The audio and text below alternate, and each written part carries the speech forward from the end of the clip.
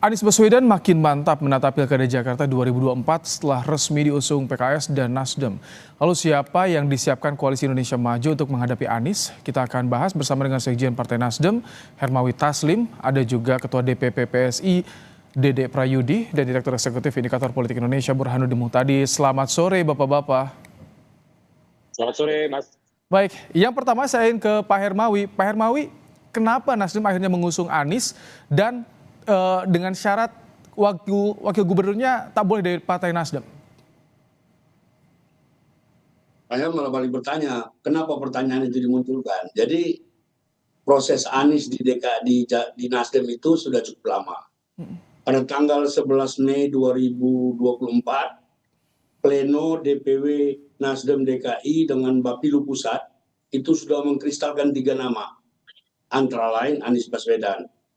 Kemudian kita terus mencermati, kita pelajari pemberitaan, kita pelajari survei segala macam. Maka kemarin Nasdem, DPP Nasdem langsung dipimpin oleh Pak Surya Paloh itu rapat bersama DPW Nasdem DKI. Setelah kita mendapat keputusan, kita undang Pak Anies. Jadi Anies itu datang setelah sesi kedua rapat. Kita memberitahu beliau bahwa keputusan Nasdem itu telah menetapkan Pak Anies sebagai calon. Jadi Anies itu namanya sudah ada sejak awal. Cuma masih ada 3 waktu itu kan, ada 2 kader internal, Saroni dan Wibi Adrino. Kita putuskan Anies itu dengan banyak pertimbangan, termasuk hasil-hasil survei, termasuk pemberitaan, termasuk banyaknya orang yang datang ke sini minta dukungan dan seterusnya. Kita mengajukan Anies dengan beberapa satu, kita mengajukan Anies itu tanpa syarat. Di dalamnya termasuk antara lain tanpa mahar. Yang kedua, kita ingin Anies ini menjadi simbol rekonsiliasi Indonesia. Setelah Pilpres kita, memang Pilpres kita tidak separah 2009, tetapi kita mau Anies ini menjadi simbol baru persatuan, kebinekaan, keindonesiaan, menghormati pluralisme. Oleh karena itu, Anies kita beri tanggung jawab yang pertama, memilih sendiri wakilnya. Yang kedua, memperluas dialog, memperdalam dialog-dialog yang sudah dibangun oleh Partai Nasdem dengan semua partai. Kenapa wakilnya tak boleh dari Nasdem, Pak Hermawi? Ya, wakilnya tidak boleh dari Nasdem supaya Anies tidak terbebani. Karena Anies ini kita sudah calonkan dia dan dia bukan orang partai, jadi calonnya itu tidak boleh dari Nasdem. Dia silakan ambil dari mana saja, bisa profesional, bisa tidak terbatas kepada partai-partai yang mendukung dia sekarang, karena ini prosesnya berjalan terus. Dari 22 Juli kemarin sampai nanti 22 Agustus itu 5 hari menjelang. Apakah ini Nasdem setuju dengan opsi yang ditawarkan PKS? Karena PKS sebelumnya kan usung Anies dengan syarat wakilnya dari PKS. Ya, jadi PKS itu kan sudah mengajukan dengan syarat. Ini yang terus kita bicarakan. Jadi kita akan bicara dengan PKS, kita akan bicara dengan PKB, kita akan bicara dengan Golkar, termasuk dengan PDIP, kita akan bicarakan semua dengan tema besar Anies. DKI siapa berikutnya? Baik. Itu aja. Mas Uki, Nasdem, PKS, PD nih sudah dukung Anies untuk maju di Jakarta. Bagaimana untuk PSI? Apakah ini Kaisang akan tetap didorong di Jakarta atau ada pertimbangan lain? Kita lihat dari 2 angle ya. Angle yang pertama di internal PSI sendiri, yang kedua adalah di Koalisi Indonesia Maju. Jadi ini 2 angle yang terpisah tapi saling terkait satu dengan yang lain. Nah, terkait dengan di PSI ya, ini memang di Jakarta itu proses internal kami sudah lebih advance daripada di Jawa Tengah. Artinya apa? Artinya ya beberapa minggu yang lalu, katakanlah 2 minggu yang lalu ya, 6 DPD PSI se-Jakarta termasuk Kepulauan Seribu baru saja memberikan rekomendasi kepada PSI DKI Jakarta yang sekarang namanya DKJ ya. Jadi masing-masing DPD itu memberikan 5 sampai dengan 6 nama. Di sana ada nama Mas Kaisang selalu masuk di 6-6-nya ya. Juga ada nama Kang Emil, kurang lebih seperti itu ya. Nah, yang kedua itu adalah di Jawa Tengah. Di Jawa Tengah kami masih menunggu pleno di DPD-DPD ya untuk disetor ke PSI di Jawa Tengah. Kurang lebih seperti itu. Nah, terkait dengan Kim sendiri, nah ini di Jakarta, Kim masih menggodok opsi-opsi, kurang lebih seperti itu ya. Sehingga pembicaraan ini masih sangat cair untuk Jakarta, kalau misalnya kita berbicara soal Kim. Nah, Kalau di Jawa Tengah memang pembicaraannya sudah lebih advance ya, sudah lebih maju gitu kurang lebih ya. Jadi kesepakatan Kim tentang Irjen Lutfi itu sudah bisa dibilang lebih mantap ya ketimbang kalau kita berbicara soal kesepakatan Kim di Jakarta. Jadi apabila misalnya nanti Mas Kaisang akhirnya maju di Jakarta, tentu saja memang ada semacam proses negosiasi lagi ya terkait dengan kita kan sudah sedemikian majunya untuk memajukan Pak Irjen Lutfi. Nah, apabila kemudian Mas Kaisang yang pada akhirnya kami akan majukan, misalnya kami mendengarkan aspirasi akar rumput kami, maka kemudian kami tentunya akan mengkomunikasikan ini sama Kim. Oke, Mas Burhan, dengan Nasdem resmi mengusung Anies di Jakarta, ini bagi bacaan Anda, siapa nanti sosok yang sepadan untuk bisa melawan Anies di Jakarta? Kalau melihat Kaisang ini akan tetap dipaksakan di Jakarta atau justru Anda melihat akan ke Jawa Tengah nih, Mas Burhan? Kalau Anies maju di Jakarta, kemungkinan besar koalisi Indonesia Maju akan mengajukan paket pasangan yang punya potensi besar untuk bisa bersaing dengan Anies. Jadi winning paket yang akan diajukan. Dan sayangnya kalau kita melihat survei-survei, termasuk survei indikator yang akan kita rilis 2 hari yang akan datang, itu terlihat Mas Kaisang lebih kompetitif di Jawa Tengah ketimbang di Jakarta. Sesuatu hal yang menurut saya tidak mengagetkan. Jadi di Jakarta Mas Kaisang elektabilitasnya terlalu rendah. Dan kemungkinan buat Kim untuk mengajukan Mas Kaisang di Jakarta itu menjadi berkurang kalau Anies resmi didaftarkan sebagai calon gubernur oleh koalisi pendukungnya. Jadi menurut saya sangat tergantung apakah ya Anies mampu membungkus kesepakatan, karena dari Nasdem saja tidak cukup. Sementara PKS mensyaratkan Sohibul Himan sebagai pendamping Anies. Nah pertanyaannya siapa yang akan mengusung Anies selain Nasdem? Nah ini yang kita tunggu. Kalau misalnya Anies akhirnya berlayar di Jakarta, kemungkinan besar ya yang akan diajukan itu Ridwan Kamil. Meskipun lagi-lagi Ridwan Kamil sendiri kalau melihat peta hari ini itu masih kurang kompetitif, tapi setidaknya masih lebih berpeluang untuk bisa mengalahkan Anies ketimbang Mas Kaisang di Jakarta. Oke. Jadi Anda membaca ini Kim akan condongnya untuk di Jakarta RK, Kaisang di Jawa Tengah nanti untuk mendampingi Lutfi atau bagaimana Mas Burhan? Di Jawa Tengah itu konstelasinya lebih mudah di tingkat massa ya. Oke. Jadi di tingkat massa urutan pertama dan kedua itu Mas Kaisang dan Lutfi. Artinya Kim tidak terlalu punya banyak persoalan terkait dengan siapa yang akan diajukan. Baik Mas Kaisang atau Kapolda Lutfi itu dua-duanya peringkat pertama dan kedua.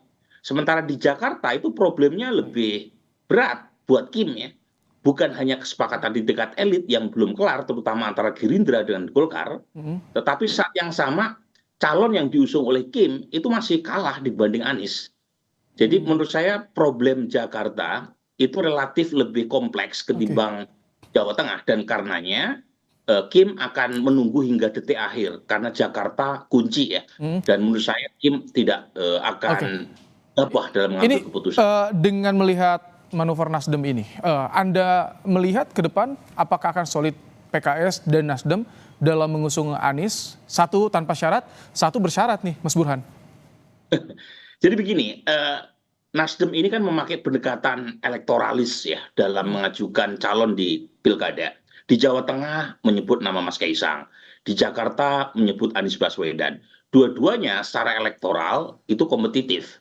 Tetapi kalau kita lihat arus konstelasi politik nasionalnya, itu dua tokoh ini kan bertolak belakang. Tapi buat Nasdem itu no problem, sepanjang calon tadi punya potensi elektoral besar. Nah pertanyaan yang Ibrahim tadi ajukan adalah ya bagaimana dengan konstelasi di Jakartanya sendiri, terutama pendukung Anies. Nah sangat mungkin PKS ya kalau misalnya persyaratannya tidak diikuti oleh Anies, itu menempuh cara lain, termasuk membuka opsi untuk bergabung dengan Kim sekalipun. Ya kan ada kemungkinan itu. Jangan lupa ketika PKS mengajukan Anies Sohibul Iman, saat itu dengan asumsi Nasdem mendukung paket ini. Tetapi keputusan Nasdem untuk mengusung Anies tanpa menyebut siapa wakilnya, itu membuka semacam prasangka di kalangan elit PKS bahwa Nasdem mungkin bisa setuju wakil di luar dari PKS. Oh, oke. Dan kalau PKS memasang Sohibul Iman sebagai harga mati, Ah. sebagai wakilnya Anies, berarti PKS tidak punya cara lain kalau misalnya Anies memilih nama di luar Sohibul Iman, Baik. PKS memilih opsi di luar Soal ini koalisi saya ingin tanyakan ke Pak Hermawi ya.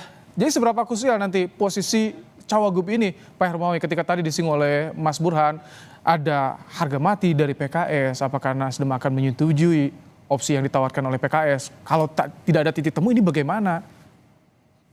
Jadi begini, bicara tentang pencalonan Anies sebagai gubernur tidak cukup berbicara tentang Nasdem dan PKS saja. Walaupun kedua partai ini sudah menjadi partai besar di Jakarta, dua partai ini saja cukup untuk mengusung Anies. Tapi obsesi kami, Anies harus didialogkan, harus dikomunikasikan dengan partai-partai lain untuk berbicara tentang bagaimana Jakarta ke depan. Kita inginkan Jakarta yang lebih baik, kita ingin figur Anies seperti saya katakan tadi juga menjadi simbol rekonsiliasi nasional. Oleh karena itu kita akan terus berdialog. Kami di partai sudah selama sejak 11 Mei sampai kemarin, sampai 21 Juli, kami terus berdiskusi, berdialog dengan partai-partai lain selain PKB dan PKS. Nah, kita mau kemarin dalam dialog dengan Pak Anies, kita inginkan supaya Anies melanjutkan pembicaraan itu. Melanjutkan bagaimana kita melihat Jakarta ke depan. Kalau dengan PKS dulu juga waktu pencalonan Pilpres semua orang pesimis. Mana mungkin. Tapi ternyata semua kan kita didiskusikan, kita bisa dialogkan, akhirnya terjadi. Nah, kami tetap optimis, baik dengan PKS, dengan PKB, dengan PDIP, dengan Gerindra, dengan semua kita sondingkan jualan kita. Tapi kalau tidak ada titik temu ini bisa juga pisah, Pak Hermawi ya? Nandain kakak, ini baru 1 hari, masih ada 30 hari lagi, sabar aja.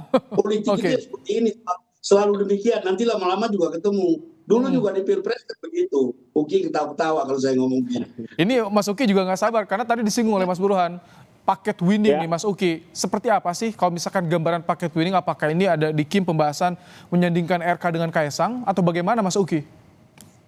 Ya, di beberapa partai politik memang tentunya ada ya. Salah satunya yang pernah berbicara soal itu adalah Gerindra sendiri ya. Lalu kemudian juga pernah hadapan ya dan lain-lain. Tapi begini, di Kim itu semuanya belum final dan betul ya bahwa Koalisi Indonesia Maju itu tekadnya adalah untuk menyelaraskan ya kebijakan-kebijakan pusat ya ke dalam kebijakan-kebijakan daerah yang dimana kebijakan pusat itu kan banyak dieksekusi oleh kebijakan daerah walaupun secara parsial, kurang lebih seperti itu ya.